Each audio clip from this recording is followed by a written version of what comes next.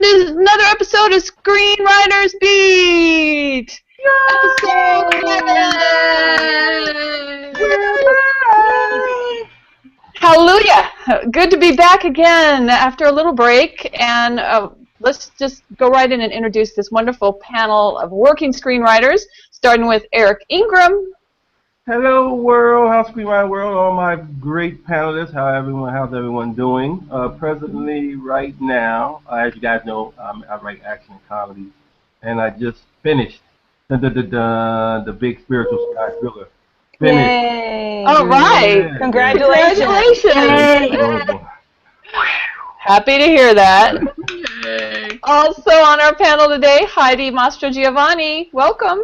Thank you, and it's so great to be back with you guys. Hello, screenwriters, and comedy for me, comedy all the time, working on a web series. Super. Nicole Jones-Dion, welcome back. Hello. And we just wrapped principal photography on the little short film that I wrote and co-directed, and right hot on the heels, thank you, and then right hot on the heels of that, I just signed a contract for a new writing assignment for an action. Fantastic! Yay! No rest for the Well wicked, done. as they say. Yeah. What is it? Thank you. No rest for the wicked. Yo, we like that. Congratulations. Nicole Kiefler, That's how great. are you? I'm great. I'm so glad to be back. Hi to all of you guys and hi to all the screenwriters out there. And right now I'm just working on 2 spec scripts. One is a supernatural thriller and the other one is a horror. And I'm in the middle of, deep in the middle of rewrite number 6 of the horror. So it's, yeah. Very good. We like rewrites. Yeah. And I'm Ann Kimbrough, your host. I write thrillers, and I'm also, right at the end, I'm on the polish of a writing assignment. Great. So Good. Yay for all of us. Yay! We have a good topic tonight, which should be interesting. Our episode 11 is about pumping up your screenwriting career, basically from now to the end of the year. If each of you just kind of share something you're doing, obviously some of it's already pretty obvious, but if you're doing something special, share. Maybe some of our screenwriting buddies out there watching could do the same thing. Let's start with Nicole Kiefler. One of the things, well, I've been quite lucky in terms of working in television, specifically in animation, in that it's quite a small community in Canada, so I have a lot of really good contacts. There are times when obviously work is slow. It's kind of like either there's no work or there's just an overload of work and everybody's going crazy. But one of the things that I really want to do this year, and in fact start doing this month, is one of our colleagues, Gino, has sort of put together a website that gives us access to writing assignments that are out there. So it's like they all sort of get filtered through his website. And so I've been looking at those and thinking, I think I'm just going to take the plunge on some of these. I've always gotten work through people that I know. So there's an element of this is going to be big for me to sort of, jump into working with sort of possibly unknown producers or directors or whatever, and just taking that leap. But that's definitely something that I want to do and that I'm going to start to work towards. Oh, super. That's a good, I'll put the link up for Gino. He does a great service of sending those out for free, and yes. I think you can do more too. Nicole Jones-Dion, obviously you just got a big gig, but what do you? I know you do a lot of what they call stacking, right? Yes, I do. What else are you doing then? Yeah, there's never just one iron in the fire. So I guess my strategy between now and the end of the year, and this seems to work really well in the horror genre. I mean, at least it's worked well for other people in the horror genre. So we'll see if I can replicate that.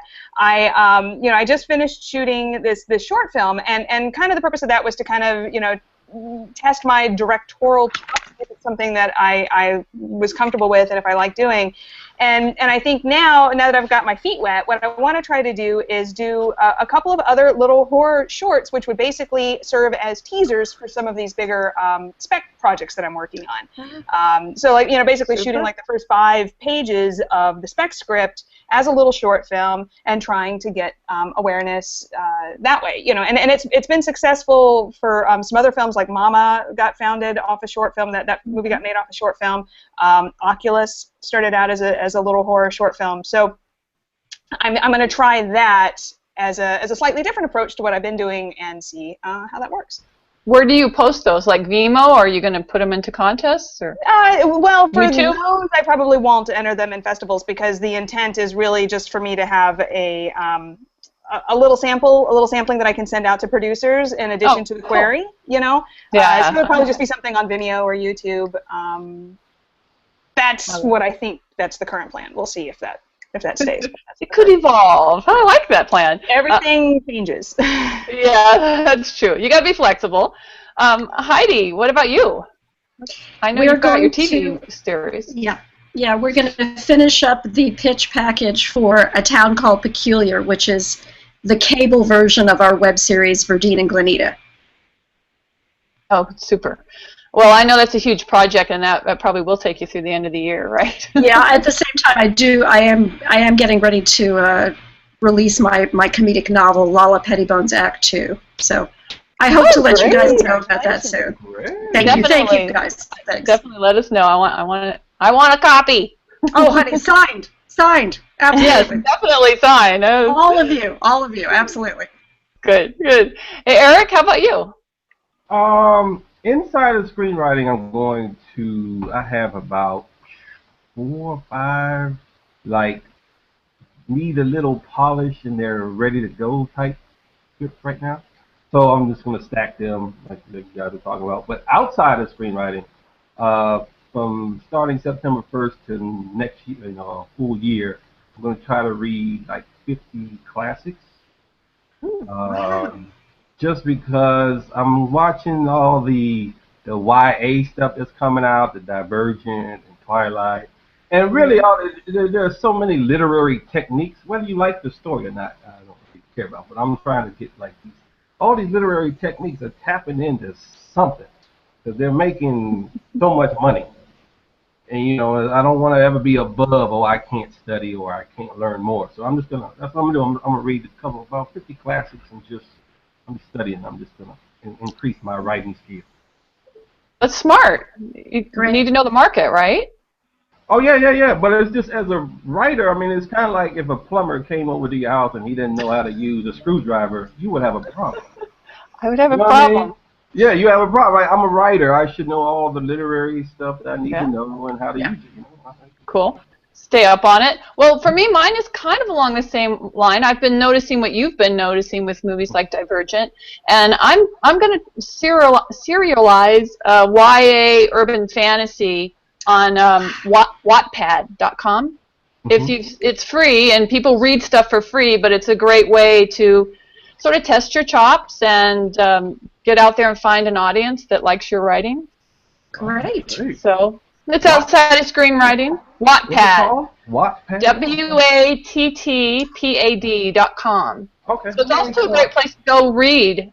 You can find all kinds of stuff from fan fiction to writers like all of us, but writing in a serialized fashion where the true essence of it would be that after reading the first installment, people can comment and then you change the story based on what they want to read. Wow. Oh, so it's almost like crowdsourcing your novel. In a way. I'm hoping that I have my own novels that it could lead them to, but I have a feeling my goal is that whatever I start on Wattpad will remain on Wattpad because people, once they read it free, they want it free, and I wouldn't want to disappoint anybody. But it's still people have come out of there and it's turned into some books. But very cool. Is there anything ongoing that you guys are doing that you're going to continue to do? Like for me, I'm always working on a spec and trying to hook up with other writers. How about you? Always. Nicole Kiefler? I'm getting more involved in the Montreal film community and networking here more. Like my focus has been much more sort of US based.